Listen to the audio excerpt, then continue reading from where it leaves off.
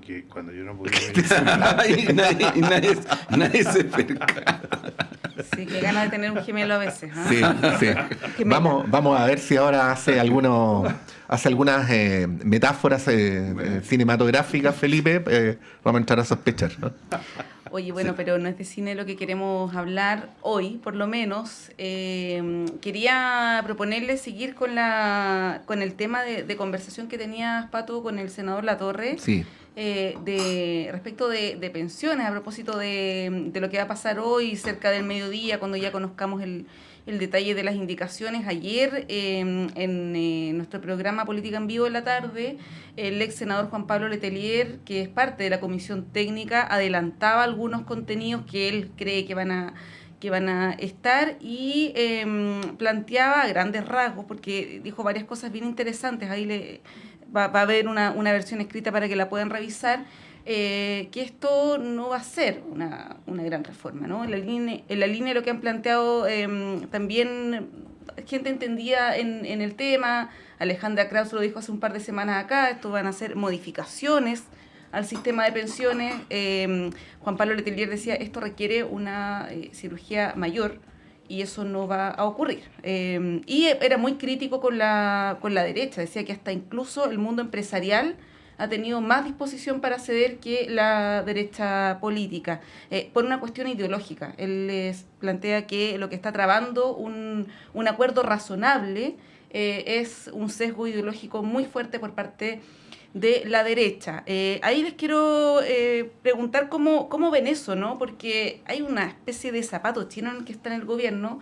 Tú hablabas, Pato, de la paternidad de la reforma, que probablemente va a ser muy desfavorable respecto de las expectativas del progresismo, digámoslo así, ¿no? Se va a parecer mucho más a lo que quiere la oposición que a lo que quiere el oficialismo, y bueno, es una ecuación difícil de resolver, ¿no?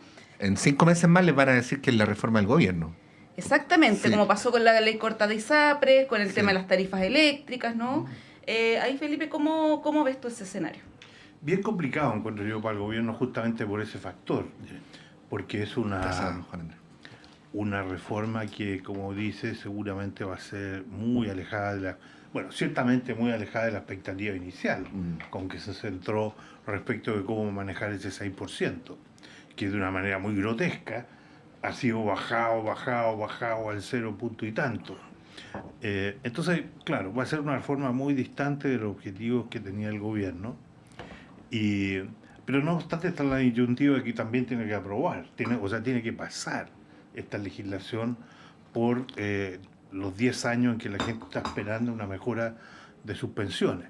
Pero por otra parte, la derecha también arriesga a que esta sea una reforma que, como decía el senador, en que muchas cosas quedan pendientes. Entonces tampoco a la derecha le resuelve el problema que ahora ha visto necesario apurarse a negociar y a encontrar un acuerdo para tener el panorama más limpio en el supuesto de que ellos entren al gobierno en el próximo periodo. Sí. Entonces tampoco les resuelve mucho el problema a ellos. Y esto va a ser de nuevo entonces una cadena chuteada para adelante. Sí. Yo tengo una hipótesis, Juan Andrés, no sé y tú cómo lo ves. Creo que en los tiempos que estamos viviendo, en general, se tienden a olvidar más rápido las responsabilidades de la oposición que las de los gobiernos. Monse hacía mencionar la ley corta de ISAPRES, yo mencionaba más temprano el tema del Ministerio Público, que están culpando al gobierno por algo que en realidad no fue el gobierno el que propuso recortar. Responsabilidades compartidas. Pueden ser porque no se excluyó la lista del Ministerio pueden ser responsabilidades compartidas, pero bueno, el tema es que termina el gobierno siendo responsable de, ¿no? Ahí quería preguntarte cómo lo ves, porque eso es un segundo factor, que es que si el acuerdo está muy en el margen de lo que el oficialismo en general estimaría razonable, se les va a abrir un flanco interno, quiero decir. Sí, mira, yo encuentro súper compleja la situación. Creo que hay una mezquindad muy fuerte por parte de la derecha. Y yo pondría el tercer punto que para mí es clave. El otro día escribí una columna ahí en un portal, en Infogate, sobre esto. ¿Cuál es el problema que tenemos en Chile? Lo hemos conversado otras veces, que es un problema muy serio, muy profundo, muy de democracia. y es que las demandas o expectativas, o como se le quiera llamar, de la ciudadanía son muy transversales. Por eso se explica que hubo gente que votó mayoritariamente rechazo y después votan en contra. Y si tú miras más en el detalle, los estudios de subjetividad profundos, reales, la ciudadanía lo que te está buscando es resolver sus temas de pervivencia, y entre ellos pensiones. Pero no es solo ese, pero salud, hemos hablado en otro momento de la lista de espera, en fin, seguridad, que decir, acaba de morir un niño de 11 años. Con un partido de fútbol, lo que tú quieras, pero ya esta es una sociedad que yo creo que tiene ciertas convulsiones reales, o sea, nadie está exagerando. Es cierto que hay espectacularización mediática, pero hay cosas que están ocurriendo y que ya ha brotado más fuerte el tema de las pensiones bajas. ¿Qué implica para la ciudadanía que tiene pensiones bajas? Entonces, mi punto es cómo no se ve, porque claro, porque la mezquindad es, bueno, yo calculo, evalúo. Efectivamente, el análisis, para mi gusto, de la derecha está, bueno, si somos gobierno, ¿qué nos conviene?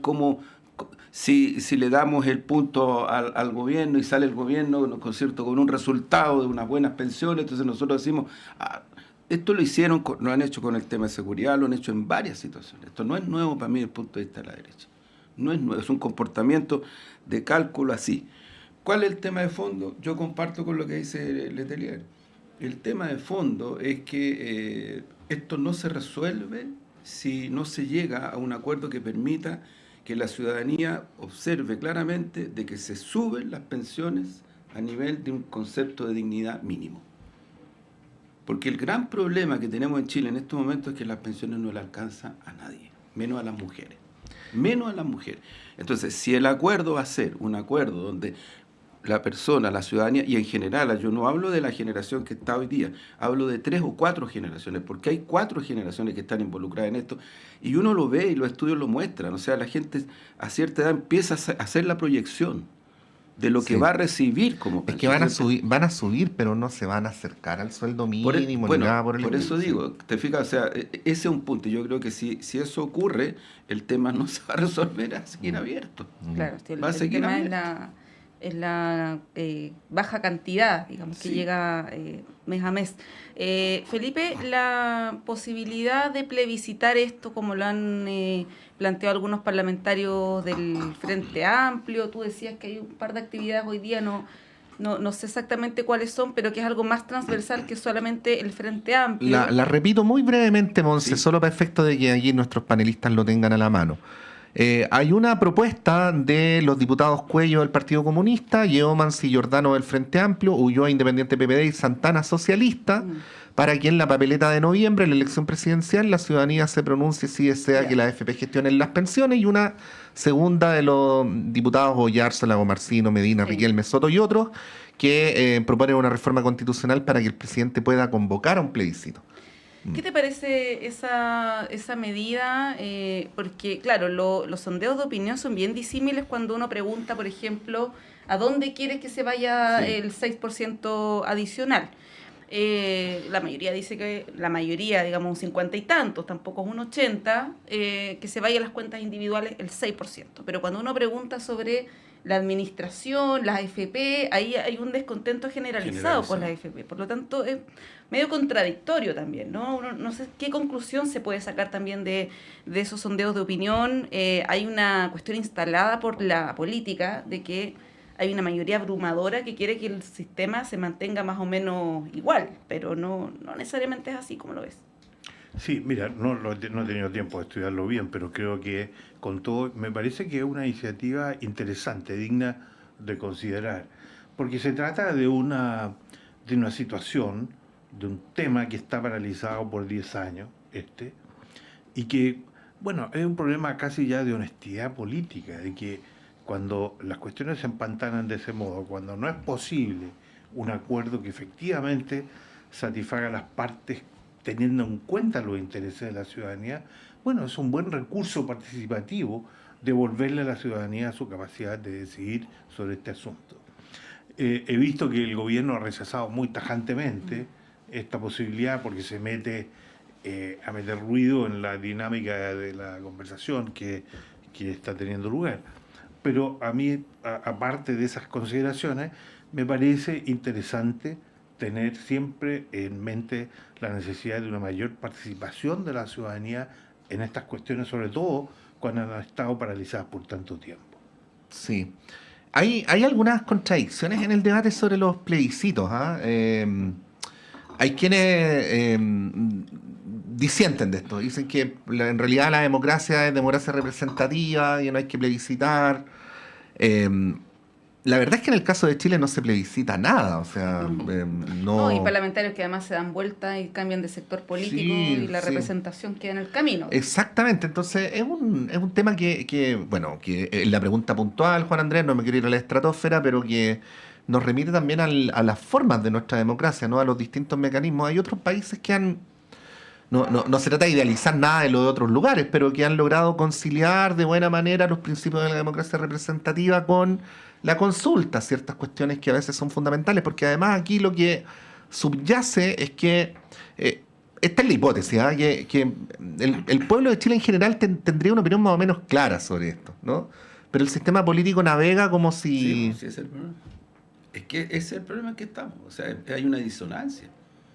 Y es una disonancia que es creciente. Yo cuando hablo de este tema, algunas personas me dicen, bueno, pero ¿qué? ¿Un estallido? No, si no es el problema. O sea, yo por lo menos no estoy pensando en eso. Como casus belli, ¿me entiendes? O sea, pero estoy pensando que una democracia fatigada, porque la ciudadanía mayoritariamente siente descontentos, porque si no hubiera voto obligatorio, probablemente los 6 millones de personas que votaron ahora no votarían.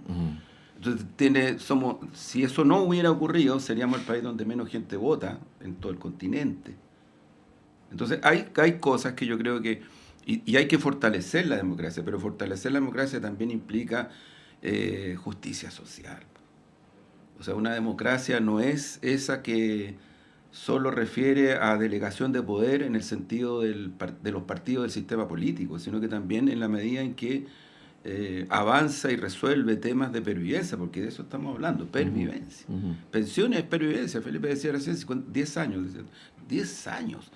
O sea, yo creo que hay que ponerse en la situación de las personas que están en ese tiempo y miran para adelante, porque no miran para atrás, miran para adelante y ya la vida se les va sin pensiones mínimas. Entonces, yo creo que, claro, entiendo que hay gente que le tiene temor al plebiscito porque tú tienes que construir la propuesta, o las propuestas, o lo que se va a plebiscitar. Pero hemos tenido experiencias interesantes. Yo creo que con todo, los últimos plebiscitos te muestran cosas contundentes que son un desafío para el sistema político, pero ahí está la ciudadanía. Yo por eso decía, una ciudadanía que te votó primero mayoritariamente porque hubiera un cambio a la Constitución. No sé si ustedes yo creo que, si no me equivoco, desde los 90 en adelante, que han habido cambios, pero este es el momento en donde más cambios sustantivos desde el punto de vista político incorporan a la ciudadanía a través del plebiscito. Y el primero fue, sí, mayoritariamente queremos cambio a la Constitución. El segundo fue el plebiscito de entrada, tuvo el resultado que tuvo, el rechazo, y el segundo es el plebiscito del segundo proyecto constitucional, dice en contra. Y uno puede opinar lo que quiera, por cierto, de ese resultado, pero es la soberanía. Y la soberanía de un pueblo es eso, cuando ejerce esa participación. Y la élite política y los partidos políticos y la institucionalidad política, yo creo que tiene que estar muy atenta a esto.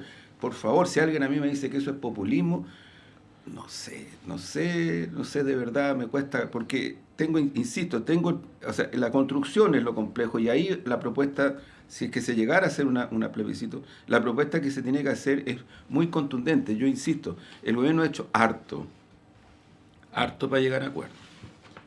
Harto. Yo creo ahí que lo que tú dices, Patricio, es verdad, que hay un debate entre el exceso de plebiscito, una plebiscitarización de la democracia, de la democracia, con el coco de las mayorías circunstanciales. Claro, versus la parte representativa, que es cierto, ese es un debate serio e importante. Pero hay muchos lugares donde se logra armonizar. Lo que Juan Andrés se refiere a los plebiscitos que son referidos a lo constitucional, que sí son circunstancias excepcionales. porque eso no ocurre todos los días, ni tampoco debiera ser una cuestión de todos los días, porque lo representativo y las instancias que existen están para eso. Pero hay un momento en que, tú dices lo de democracia representativa, pero es que hay una crisis de la representación en nuestra democracia. Entonces hay que ser más flexible en términos de los mecanismos que se consideran. Mientras se establece mientras las cosas se reequilibran en un sentido más duradero. Entonces yo creo que es una iniciativa interesante. Seguramente es difícil hoy, dados los tiempos y los plazos, y sobre todo en el curso, va a ser una cosa divisiva.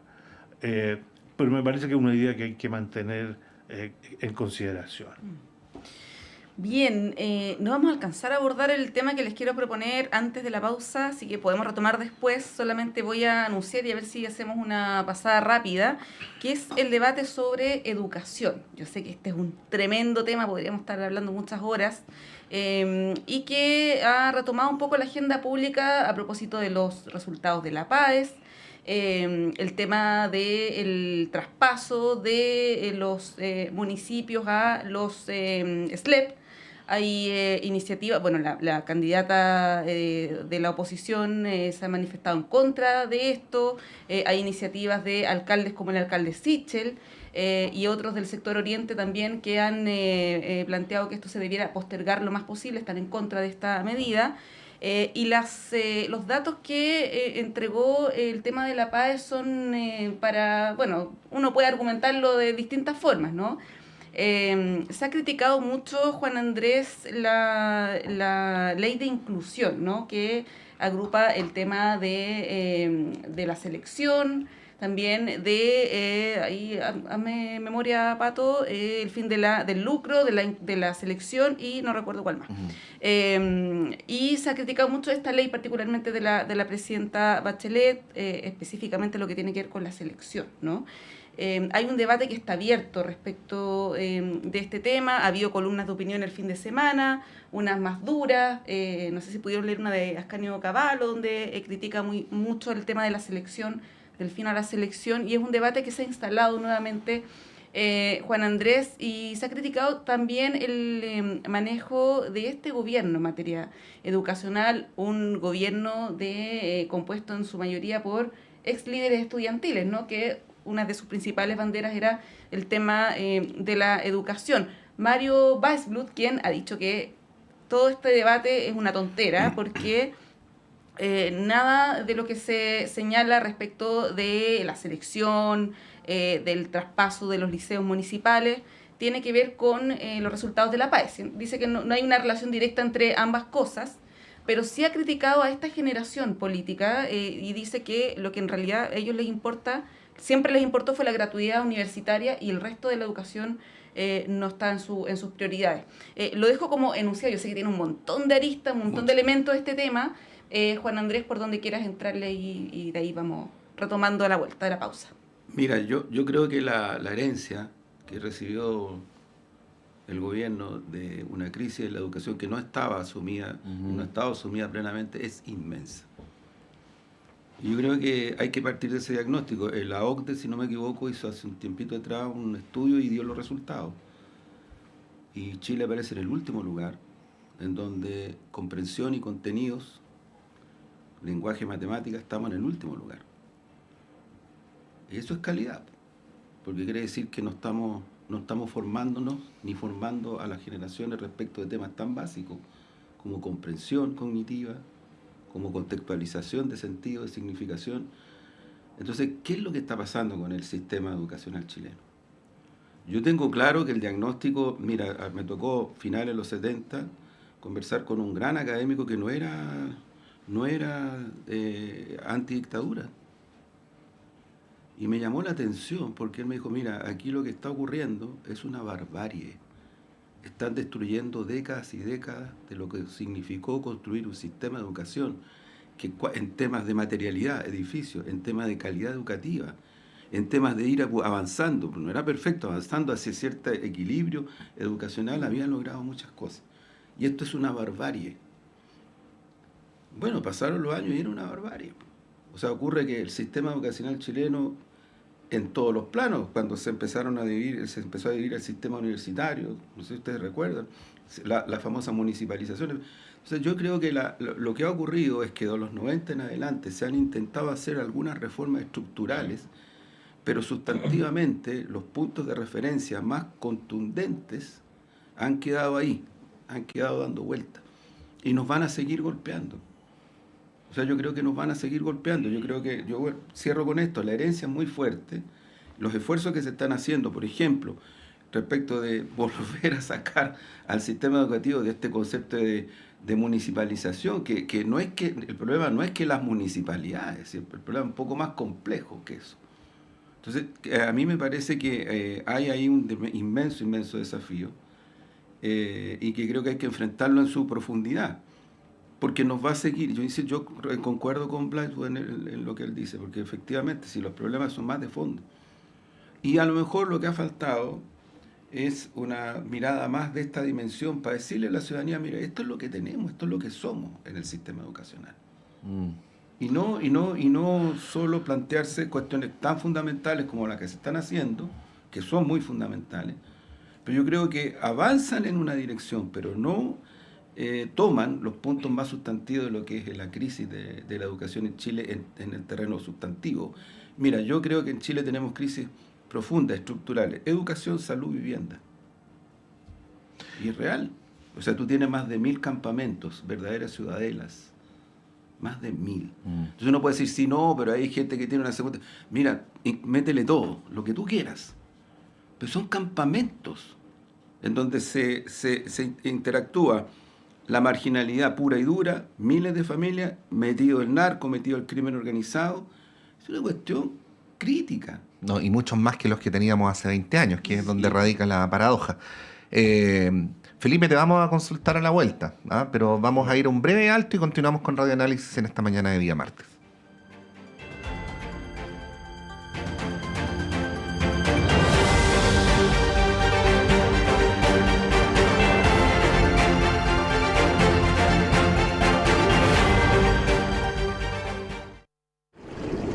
En el fin del mundo, donde la tierra y el cielo se encuentran, me encontré conmigo misma. En Aysén, Patagonia, cada paso es libertad, cada paisaje serenidad. En un lugar donde lo simple y natural me enseñó a conectar con lo auténtico. Aquí, entre montañas, ríos y bosques, descubrí la belleza en lo simple y la paz que solo la naturaleza puede dar. Alarga tu verano, desconéctate y vive Aysén, Patagonia. Infórmate más en aysenpatagonia.cl. Invita Cernatura Aysén, Gobierno Regional de Aysén, Gobierno de Chile.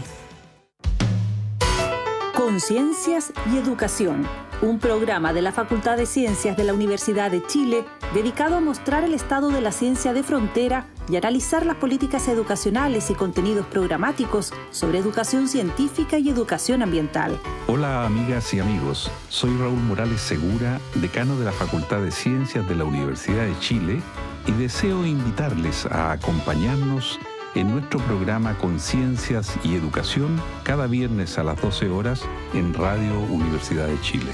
Conciencias y Educación, un programa para una ciudadanía más demandada en los avances científicos, tecnológicos y ambientales, en el 102.5 FM y radio.uchile.cl. En Radio Universidad de Chile queremos invitarlos a escuchar de lunes a viernes a las 10 de la mañana Semáforo, un espacio del Departamento de Prensa de la Radio que Piensa para encontrarnos con quienes están transformando el mundo desde la cultura y la sociedad civil. Conversaciones sobre nuestra ciudadanía y sus expresiones y desafíos de lunes a viernes a las 10 de la mañana en Semáforo de Radio Universidad de Chile. Conduce la periodista Antonella Esteves.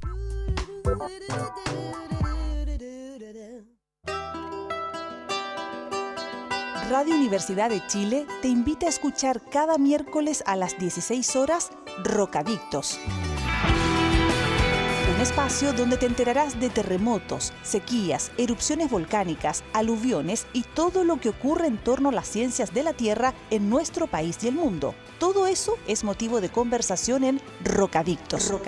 Académicos y académicas de los departamentos de Geología, Geofísica y del Centro de Ciencias del Clima y la Resiliencia de la Universidad de Chile se reunirán cada miércoles a las 16 horas para explicar estos fenómenos y responder tus preguntas. Rocadictos, miércoles 16 horas por Radio Universidad de Chile, 102.5 FM y radio.uchile.cl. Sábados en la mañana. ¡Qué emoción! Con la familia juntos y en sintonía. Música por la radio, pura diversión. Dime el nombre del programa. ¿Ya lo sabes? Así lo creo. Es para niños y grandes y no te lo puedes perder. La respuesta es fácil. ¡Que siga el recreo!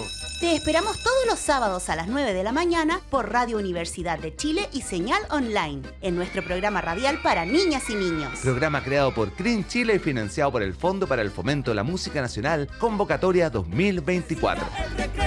Que siga el recreo, que siga el recreo y no se acabe más. Aguas Trayén o Cascada en Mapudungún es la mejor agua purificada con tecnología de última generación. Para más información, visite su página web www.aguastrayen.com.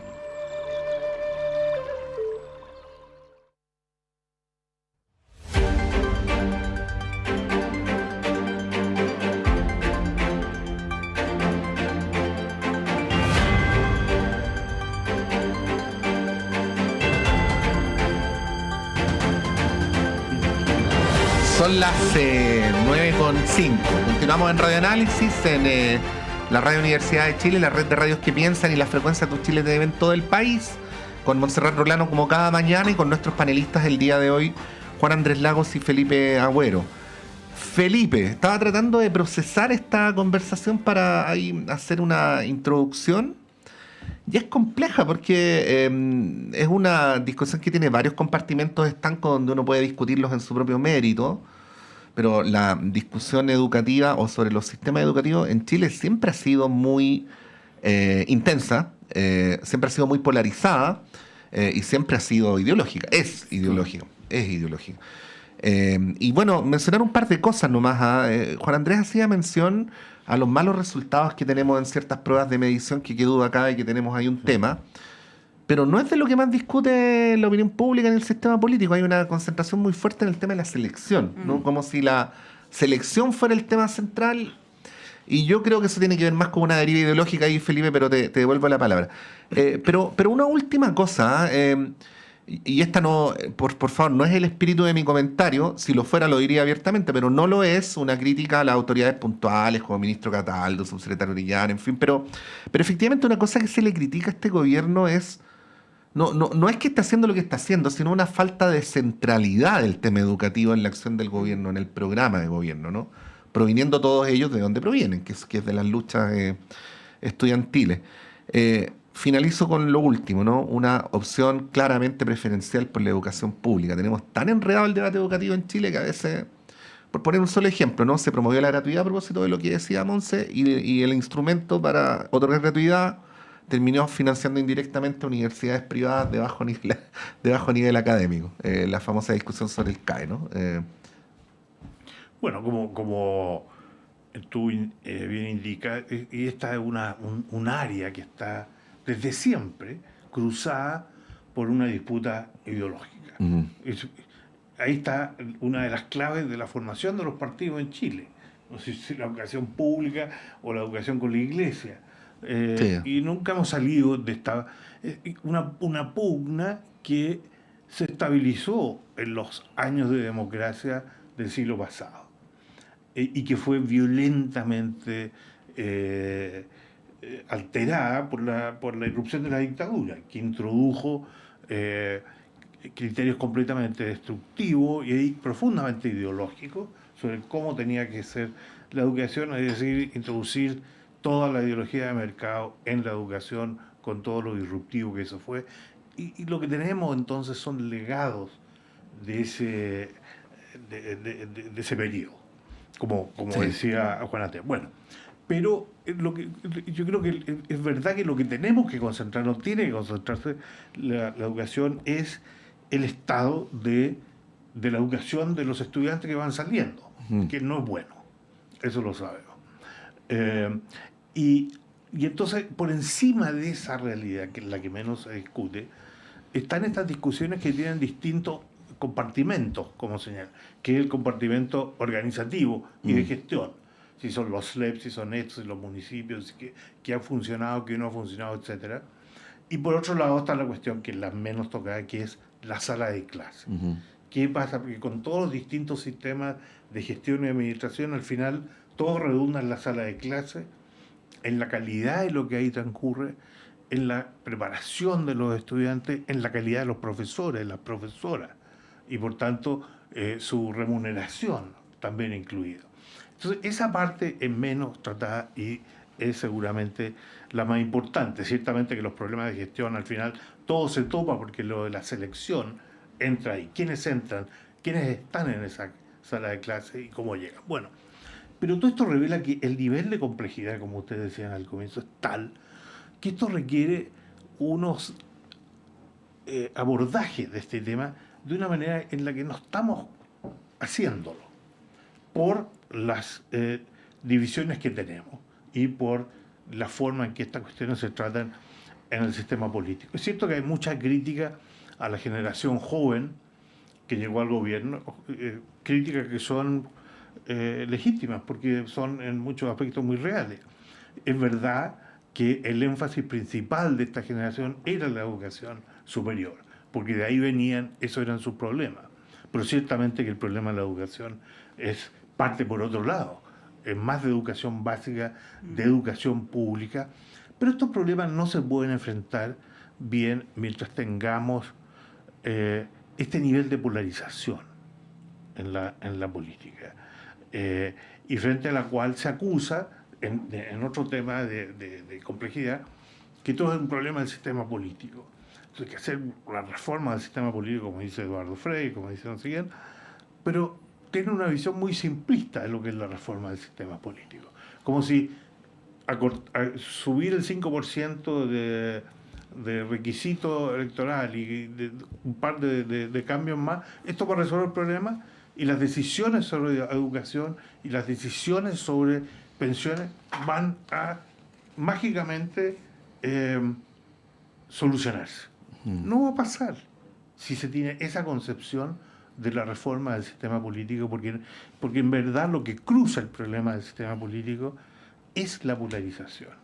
Es que algunas personas, algunos sectores no quieren avanzar en algunos temas, otros quieren avanzar. Ese es el problema de fondo, creo yo. Sí, bueno, a propósito de sistema político, Juan Andrés, voy a autoplagiarme con algo que yo decía ayer, que es el tema de los periodos presidenciales en 4 años, que finalmente son como 2 años efectivos de gobierno. No se alcanza a tener un proyecto de largo plazo, ¿no? 4 años sin reelección, antes eran 6. En ningún tema. En ningún tema. Educación, que duda cabe, es una cuestión que debiera generar amplios consensos y de largo plazo. Estamos viendo que recién ahora se están viendo resultados de una reforma del 2015 de la presidenta Bachelet, ¿no? Por lo tanto, claro, en 2 años de gobierno, porque luego vienen las elecciones, además este gobierno ha tenido elecciones todos los años, es difícil poder desplegar un proyecto de largo plazo.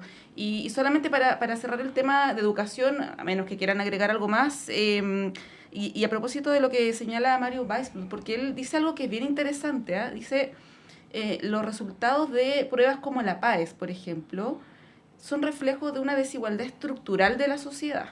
Sin duda. Dice, los niños, estudiantes de colegios particulares pagados, porque aquí los que les fue peor fueron los subvencionados, no fueron los SLEP y por supuesto tampoco los particulares. Tienen un acervo cultural, tienen viajes, tienen condiciones de vida mucho mejores que hace que ellos estén en una situación de privilegio respecto de los liceos públicos, ¿no?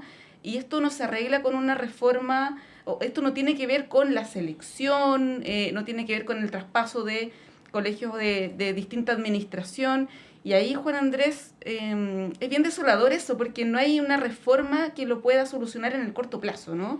No hay una reforma educacional, sino más bien tiene que ver con las condiciones estructurales de la sociedad. Eso como comentario, ver si tú coincides con esa afirmación. Y lo segundo, respecto de la selección. Se ha defendido a la selección, se ha criticado a la selección. ¿Cómo ves tú ese debate? Porque selección existe, por ejemplo, en la universidad. Se ha dicho, la selección con recursos del Estado no puede ocurrir. Ese fue el argumento que se utilizó para incluirla en esta ley de la presidenta Bachelet. Pero las universidades públicas también seleccionan por puntaje, que es lo mismo que por notas, digamos, ¿no? ¿Cómo ves tú? Se ha satanizado la selección y también se ha defendido. Claro, yo soy parte de una generación que le tocó ir a la universidad para todos, ¿te acuerdas? Y era una demanda.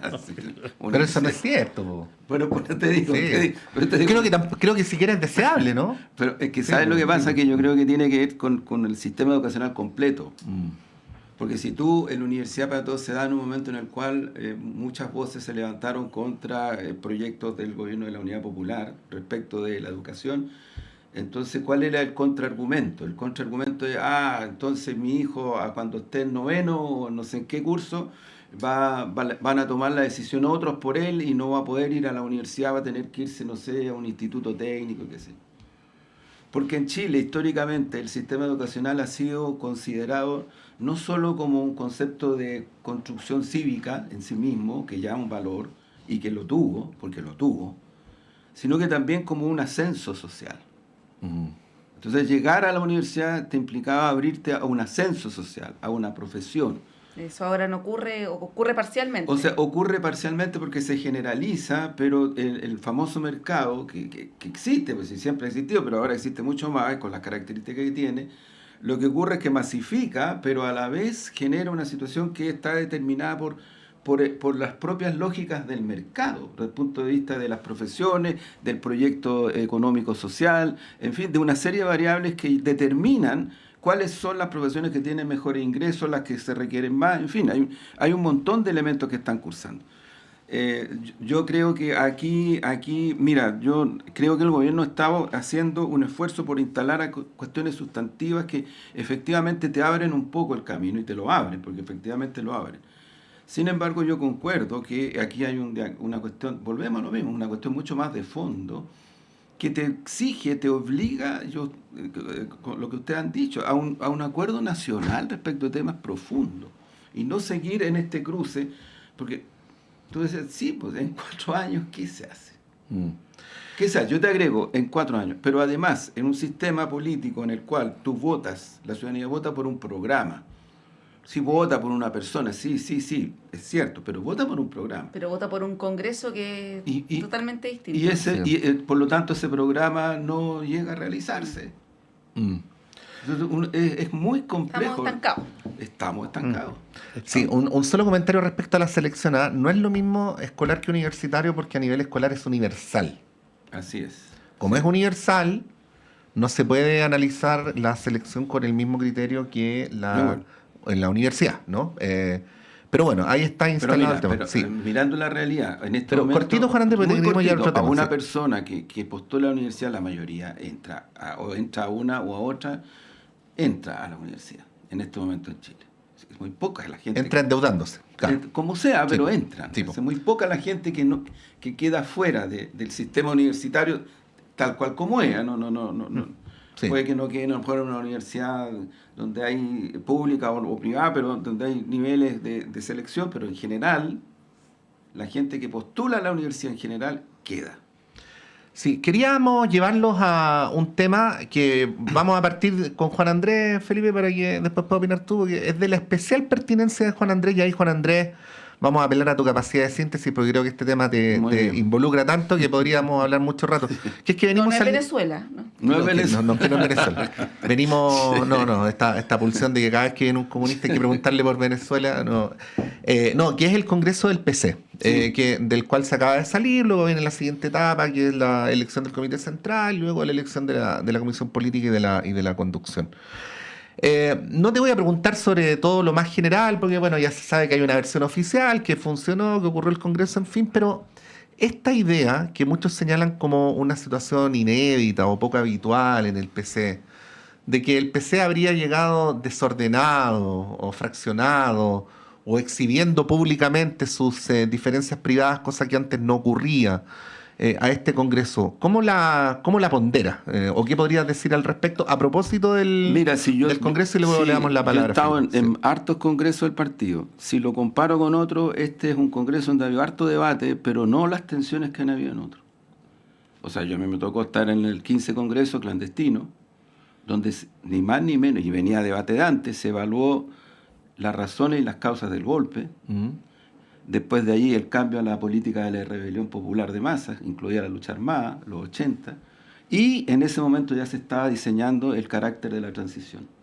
Esos 3 temas se debatieron en el 15 Congreso del Partido Comunista de Chile. ¿Qué año fue ese? Finales de los 80, sí, fue clandestino. Entonces, te digo, después viene otro congreso donde post caída de los socialismos reales, y entonces el debate era sobre qué... Un sector que después se va a la mayoría al Partido Socialista, otros al PPD, ¿no? Le pasó también al MIR en ese momento, en ese periodo. Y el debate era ideológico, doctrinario, carácter del partido, era todo. Incluso, bueno, hasta aquí llegamos, nos cambiamos el nombre. Se debatía mucho. Y de hecho, en ese debate hubo personas que posteriormente a eso salieron, renunciaron al partido. No se les expulsó, renunciaron, pues se fueron con proyectos políticos incluso, pero se dieron cuenta que no tenían la fuerza, creo yo, para poder seguir y se fueron, finalmente terminaron en otros partidos, que son gente con la cual uno comparte, conversa y son grandes personas. O sea, yo, por decirlo concretamente, me toca conversar con una gran amiga, una gran compañera, hoy día militante del Partido Socialista, Fanny Pollarolo, que fueron esa camada, Antonio Leal, Guastavino, que fueron de ese momento, encabezaronlo. Y después vinieron otros debates. Si yo lo comparo con eso, yo te diría que el debate del Partido Comunista en este Congreso, que venimos de células regionales, y ahora fue la fase final, estuvo muy concentrado en el tema de la política nacional a propósito de los grandes problemas sociales que tiene Chile. Y de hecho vienen propuestas en las resoluciones y que van a ser públicas. Yo creo que en las próximas horas se van a... Eso es muy fuerte. Estamos hablando de salud, vivienda, educación, salario, en fin. ¿Cómo proyectar un nuevo modelo económico a partir de ahora?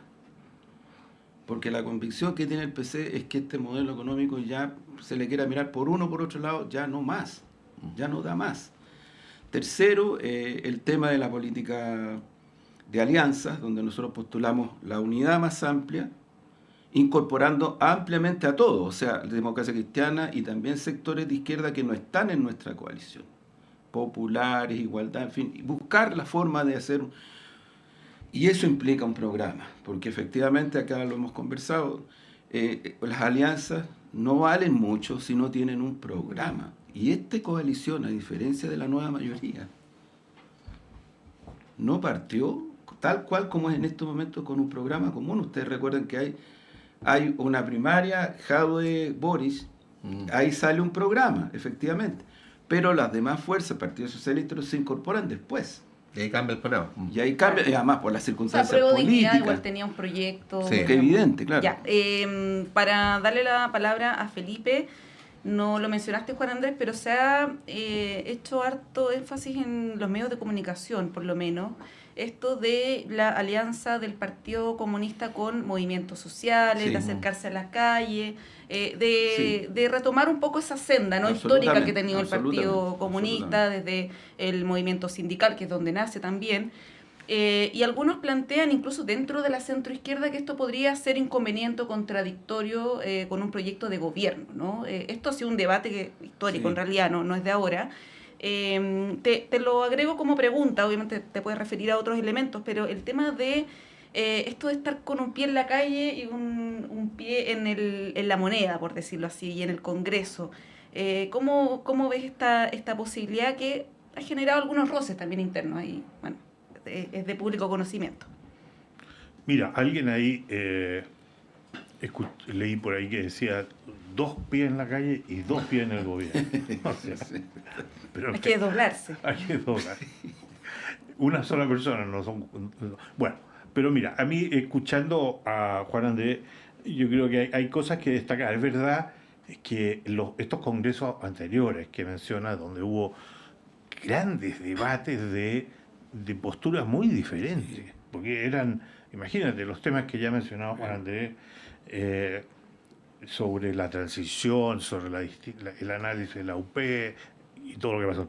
Bueno, pero como han señalado, si bien puede tener un nivel de oposiciones diferentes, tiene la característica de que son más públicas, ¿no es cierto? Que se llega a eso y que a mí me parece muy saludable, porque es un partido real que tiene los mismos problemas que tienen otros partidos de diferencia de opinión, lo que es muy saludable, y que la gente conozca un poco más eso de forma más transparente, me parece muy positivo. Me parece también muy positivo algo que dijo Juan Andrés, que es un cambio notable con periodos anteriores, que es que la gente que se va del Partido Comunista se mantienen relaciones amigables con ellos. Antes eso era el que se fue, ya no se le menciona, no habla, desaparece. Eso ha cambiado también. En fin, me parece cosa destacable. Ahora, en relación con la cuestión de los movimientos sociales, que siempre se alude a eso como la parte de la calle, con el gobierno, etcétera, hay que verlo, yo creo, en términos más generales, porque esto se toma y se le traduce, se le pasa una traducción muy de la coyuntura y con cierta etiqueta. Yo creo que el problema de los partidos en Chile, sobre todo los partidos de izquierda, es que han perdido la conexión con los movimientos sociales. Entonces funcionan en niveles diferentes. Por eso que en el Congreso se debaten algunas cosas y los movimientos, las organizaciones están por otro lado. Y eso no está mal, porque son niveles de autonomía necesarios y propios. Pero cuando los partidos tenían una raigambre clara en la ciudadanía, era cuando tenían sus contactos, su conexión, una capilaridad con los movimientos sociales, con la ciudadanía, que hoy no existe. Entonces, ese creo que es un paso necesario para todos los partidos, que no existan, como algunos politólogos lo llaman, partidos de macetero, que están ahí en la maceta, pero no están en la tierra. Como partido hidropónico, dicen algunos. Entonces, sí. Ese es un tema que hay que hacer. Claro, cuando lo plantea el Partido Comunista, al tiro sale esta cuestión de la calle y del gobierno, etcétera. Son cuestiones que no debieran ser contradictorias. Sí. Y yo creo que es un mensaje saludable para todos los partidos que pongan un énfasis en esa reconexión. Y eso, me estoy tomando todo el tiempo, ¿sí?, porque quiero aprovechar de conectarlo con algo. Lo que Montserrat señalaba en relación a los 4 años de gobierno, del periodo de gobierno que es insuficiente, etcétera. Pero yo creo que ahí se pone de nuevo, porque eso tiene que ver con una serie de factores que todos se complejizan cuando se conectan. La duración del periodo de gobierno, el timing de las elecciones parlamentarias, el sistema presidencial, parlamento, en fin. Y lo que se pierde de vista es que realmente la cuestión principal es la capacidad de construir mayoría. Porque un gobierno que dure 4 años, un gobierno que dure 6 años, sin las mayorías, va a ser un gobierno del que nos queremos deshacer luego. Sí, entonces, ese es el problema principal que tenemos que recordar. Y me parece que una postura de amplias alianzas es lo que debería ser el norte de todos los partidos en el campo progresista, ¿no? Así que ese es mi comentario. Voy a hacer mención nomás a un tema que no voy a abrir, no voy a abrir aunque me presionen, porque a todos nos darían muchas ganas de hablar, que es el siguiente. Por lo menos desde el 90 en adelante está demostrado que en los gobiernos de derecha los movimientos sociales tienden a movilizarse más y en los gobiernos de centro-izquierda tienden a movilizarse menos. Y cuando aparece el tema de la movilización en gobiernos de centro-izquierda se plantea en términos problemáticos, ¿no? Yo no sé si al final del día, para los proyectos políticos de centro-izquierda o de izquierda, no estoy hablando de los moradores de la moneda que siempre van a preferir que cuando se asoman por la ventana transiten los vehículos y no esté interrumpido por la gente, ¿no? Si para los proyectos de centro-izquierda es realmente bueno que haya esta desmovilización cuando ellos están en el gobierno, porque de alguna manera pierden un instrumento de incidencia que podría operar, ¿no? Y que podría cumplir su función. Pero bueno, yo sé que sobre eso Juan Andrés tendría mucho que decir. Recordemos que lo tuvo la presidenta Bachelet en su segundo gobierno con No Más FP, por ejemplo. Claro. O en su primer gobierno con la Revolución Pingüina. La Revolución Pingüina. Exactamente. Esa regla no siempre se cumple. Exacto. Oye, quería dar un aviso de utilidad pública nomás, que es una noticia al mismo tiempo antes de terminar. Silvia Vera Sommer, que es muy conocida por mucha gente, una destacada luchadora social, gran luchadora contra la dictadura. No quiero radicar en lo que voy a decir a continuación su mérito, pero para que se sepa referencialmente, es la viuda de nuestro colega y mártir Pepe Carrasco, por eso también la hemos conocido mucho. Tuvo muy lamentablemente un derrame cerebral en las últimas horas. Ella está hospitalizada en la posta central y necesita dadores de sangre. La gente cercana a Silvia, junto con contarme esta triste información, me pedía si podíamos dar el aviso, y lo hago muy encantadamente, junto con mandarles un abrazo muy grande a Silvia y a su gente querida. Ella está internada, vuelvo a insistir, en la urgencia de la posta central, y hay que indicar su nombre y su RUT. Lo voy a decir con calma: Silvia Vera Sommer, con 2M. El RUT es 5.245.937-0, 5.245.937-0, para que puedan ahí en la posta central dar sangre a nombre de Silvia. Silvia, te mandamos un abrazo muy grande y esperamos que te puedas recuperar de este problema de salud serio que has tenido. Estamos llegando al final del panel. Felipe Agüero, muchas gracias, como siempre. Gracias a ustedes, siempre un placer a ti, y compartir con Juan Andrés también muy halagador. Gracias, Felipe. Juan Andrés Lagos, muchas gracias por haber venido. Muchas gracias por la invitación, interesante, como siempre. A la próxima hablamos de Venezuela. Como quieras. Sí, vamos a ir un breve alto y a la vuelta Claudio Medrano les va a contar sobre el retorno de Cómo asesinar a Felipe a la Sala Máster, uno de los conciertos imperdibles de lo que queda del mes de enero. Vamos y volvemos.